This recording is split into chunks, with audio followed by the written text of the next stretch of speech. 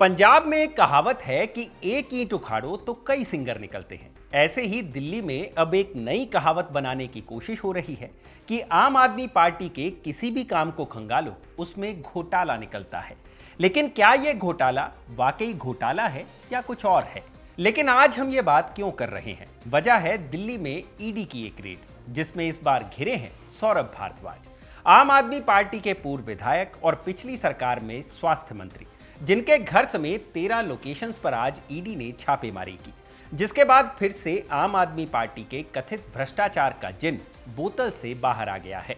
हालांकि ये पहली बार नहीं है कि आम आदमी पार्टी के किसी नेता पर भ्रष्टाचार के आरोप लगे हों। इससे पहले पार्टी के मुखिया अरविंद केजरीवाल, शिक्षा मंत्री मनीष सिसोदिया, स्वास्थ्य मंत्री सत्येंद्र जैन समेत आम आदमी पार्टी के दर्जन भर नेताओं को जांच एजेंसियां जेल की हवा खिलवा चुकी हैं।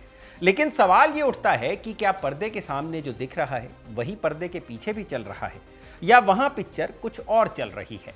आज के खबरगांव समाचार में इसी सवाल का जवाब तलाशने की कोशिश करेंगे। नमस्कार, मैं हूं भूपेंद्र सोनी और आप देखना शुरू कर चुके हैं हमारा डेली बुलेटिन खबरगांव समाचार। क्या वक्फ संशोधन कानून संवैधानिक है? सवाल है जाति जनगणना जाति कैसे पूछ लिए? कौन रेडिकलाइज हो चुका है? मिट्टी में मिलाने का समय आ गया है। वीडियो की शुरुआत करने से पहले इसका कॉन्टेक्स्ट जानना जरूरी है, तो आज की खबर से ही शुरुआत करते हैं। 26 अगस्त की सुबह से ही ईडी ने सौरभ भारद्वाज के घर सहित कुल 13 लोकेशंस पर छापेमारी शुरू की।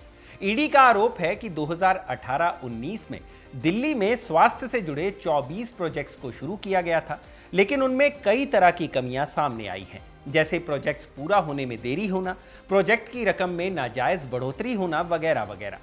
ईडी ने यह red prevention of money laundering act 2002 यानी पीएमएलए के तहत की है।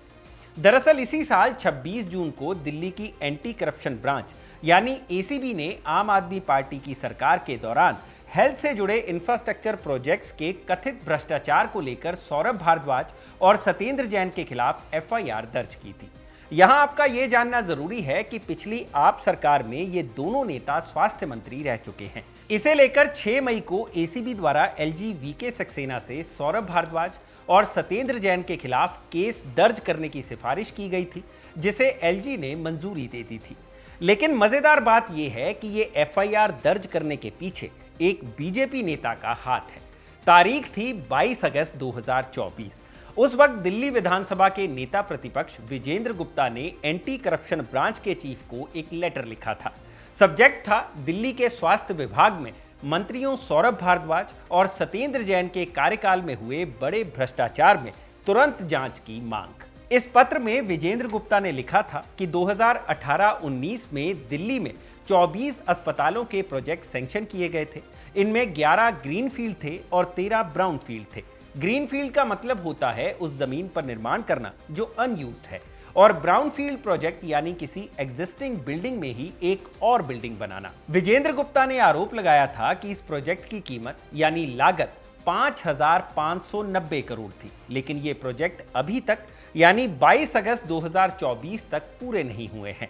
वजह बताई गई लागत में जरूरत से ज्यादा बढ़ोतरी, गैर जरूरी देरी और बड़े स्तर पर पैसे का हेरफेर। अपनी शिकायत में विजेंद्र गुप्ता ने आगे कहा था कि सितंबर 2021 में 1125 करोड़ रुपए की लागत से 7 आईसीयू हॉस्पिटल्स का निर्माण शुरू किया जाना था। ये अस्पताल 6,800 बेड कैपेसिटी वाले थे और ये प्रोजेक्ट 6 महीने में पूरा होना था, मगर 3 साल बाद ही 800 करोड़ रुपए खर्च होने के बावजूद प्रोजेक्ट का काम बस आधा ही पूरा हो पाया। इसका ठेका दिया गया था Sam India Buildwell private limited नाम की कंपनी को। यही बातें एसीबी की एफआईआर में भी दर्ज हैं। एफआईआर के मुताबिक एलएनजेपी अस्पताल में एक और ब्लॉक बनाया जाना था। उसकी लागत नाटकीय रूप से बढ़ गई। हालांकि यह आरोप भी विजेंद्र गुप्ता की तरफ से ही लगाया गया था और यह भी कहा गया था कि कुल 94 पॉलीक्लिनिक्स बनाए जाने थे, लेकिन सिर्फ 52 ही बनाए गए और लागत 168 करोड़ से बढ़कर 220 करोड़ रुपए हो गई।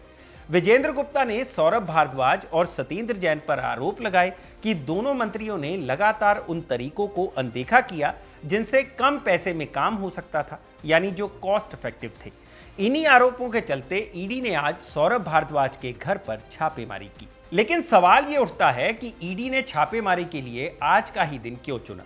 इसकी वजह कुछ भी हो सकती है, लेकिन आम आदमी पार्टी के नेता मनीष सिसोदिया की इसे लेकर अपनी ही थ्योरी है। सुनिए सिसोदिया ने क्या कहा। सौरभ भारद्वाज जी के घर पर जो ईडी का रेड चल रहा है, उसके पीछे केवल एकमात्र कारण है कि कल देश में प्रधानमंत्री जी की डिग्री को लेकर एक बहुत बड़ा खुलासा हो गया। देश के सामने आ गया कि प्रधानमंत्री जी की डिग्री झूठी है। देश के सामने आ गया कि प्रधानमंत्री जी ने डिग्री को लेकर झूठ बोला, भारतीय जनता पार्टी ने प्रधानमंत्री जी की डिग्री को लेकर झूठ बोला। तो अब इस फजीहत से ध्यान कैसे भटकाया जाए? चलो किसी के यहाँ रेड कर देते हैं। ईडी वालों को पूछा जी कोई केस होगा, रेड बताओ किसके यहाँ करनी है। बोले जी अरविंद जी के यहाँ भी हो चुकी, सत्येंद्र जैन के यहाँ भी हो चुकी, मनीष सिसोदिया जी के यहाँ हो चुकी। बोले सौरभ भारद्वाज के केस का क्या हुआ? तो ईडी वालों ने बताया सौरभ भारद्वाज के बारे में कि जी सौरभ भारद्वाज जब मंत्री थे, केस तो उस समय से पुराने का है, वो जब वो मंत्री नहीं थे। तो बोले कोई बात नहीं, ध्यान तो भटकेगा। तो ध्यान भटकाने के लिए, प्रधानमंत्री जी की डिग्री के मसले से ध्यान भटकाने के लिए सौरभ भारद्वाज जी के घर पर रेड की जा रही है ईडी की। और मजाक है, बच्चा भी हंसेगा इस बात को सुन के कि सौरभ भारद्वाज के घर जिस केस में रेड हो रही है वो उसके मंत्री बनने से पहले का केस बताया जा रहा है, और रेड तब के लिए हो रही है जब वो मंत्री बना। तो हद है यार, कुछ भी कर लेते हैं। मतलब ध्यान भटकाना है, थोड़ा जवाब दे देते हैं, हाँ जी डिग्री के बारे में गलती हो गई हमसे, या डिग्री का सच ये है। यूनिवर्सिटी के लोग आके कह देते डिग्री पे बात नहीं करेंगे, फर्जी केस करेंगे। तो इनकी डिग्री भी फर्जी, इनके केस भी फर्जी। सत्येंद्र जैन का केस जैसे देखा आपने, सारा का सारा केस फर्जी निकला, वैसे ही इनके सारे केस भी फर्जी निकलेंगे और अंत में देखना सब फर्जी निकलेंगे भारतीय जनता पार्टी के लोग। यानी सिसोदिया जी के मुताबिक ये पूरा मामला प्रधानमंत्री की डिग्री वाले मामले से ध्यान हटाने से जुड़ा हुआ है। और सबसे हैरान करने वाली बात यह है कि जब प्रोजेक्ट सैंक्शन हुआ था तब सौरभ भारद्वाज स्वास्थ्य मंत्री थे ही नहीं। अब ये तो हुई इस घोटाले की बात, लेकिन क्या आम आदमी पार्टी सरकार के दौरान जिन जिन चीजों पर काम किया गया, क्या सब में ही भ्रष्टाचार था? क्योंकि पुराने मामलों को देखेंगे तो पर्दे के आगे तो यही पिक्चर चल रही है। आम आदमी पार्टी का मुख्य काम शिक्षा और स्वास्थ्य के क्षेत्र में रहा है, जिसे लेकर आम आदमी पार्टी हमेशा अपनी पीठ थपथपाती रही है। लेकिन मनीष सिसोदिया ने दिल्ली में क्लासरूम्स बनवाए और दिल्ली के सरकारी स्कूल मॉडल की हर जगह प्रशंसा हुई, तो 2019-20 में क्लासरूम घोटाले में उन पर केस दर्ज कर लिया गया, जिसे 2000 करोड़ का घोटाला बताया गया। ईडी ने दावा किया कि इस प्रक्रिया में मनी लॉन्ड्रिंग हुई है और ठेकेदार से कमीशन लेकर आप नेताओं को लाभ पहुंचाया गया।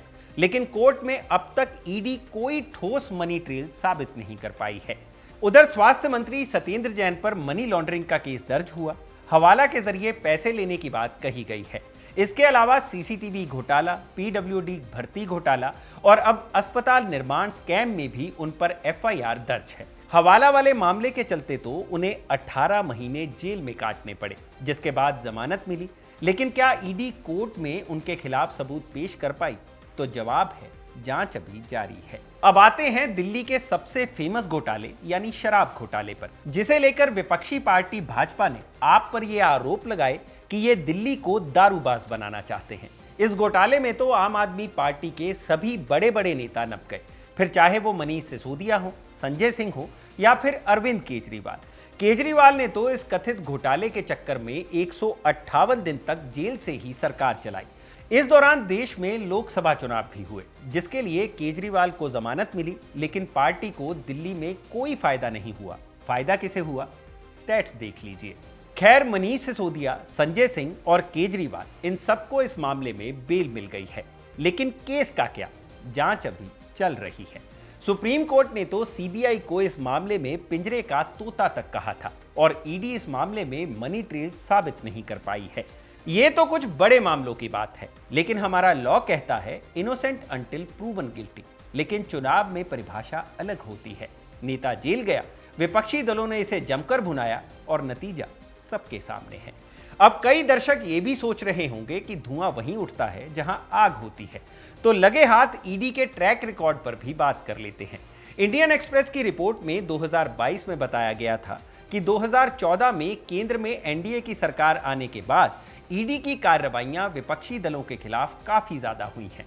इंडियन एक्सप्रेस ने बताया था कि 2014 से 22 तक ईडी ने कुल 121 नेताओं पर केस दर्ज किए थे, गिरफ्तार किया था या पूछताछ की थी। इन 121 में से करीब 95% नेता, जी 95% नेता विपक्षी दलों के थे। केंद्र सरकार पर एजेंसियों के दुरुपयोग के आरोप विपक्षी दल लंबे समय से लगाते आ रहे हैं, लेकिन ईडी को सुप्रीम कोर्ट से भी फटकार लगाई जा चुकी है। 21 जुलाई 2025 को सुप्रीम कोर्ट ने एक सुनवाई के दौरान प्रवर्तन निदेशालय को फटकार लगाई थी। कहा था कि एजेंसी अपना इस्तेमाल राजनीतिक फायदों के लिए क्यों करवाना चाहती है। रही बात कन्विक्शन रेट की, तो इंडिया टुडे की एक रिपोर्ट बताती है कि 10 सालों में ईडी ने 5297 केस मनी लॉन्ड्रिंग के दर्ज किए थे, लेकिन उनमें से सिर्फ 43 के ट्रायल पूरे हुए हैं। अब एक बार एक नजर आम आदमी पार्टी की सरकार के दौरान घोटालों की लिस्ट पर भी मार लेते हैं। शराब घोटाला, क्लासरूम निर्माण घोटाला, अस्पताल निर्माण घोटाला, सीसीटीवी घोटाला, शेल्टर होम घोटाला, कोचिंग स्कीम घोटाला, यहां तक कि मोहल्ला क्लिनिक में भी घोटाले की बात कही गई, जिन्हें खोद खोद कर निकाला जा रहा है।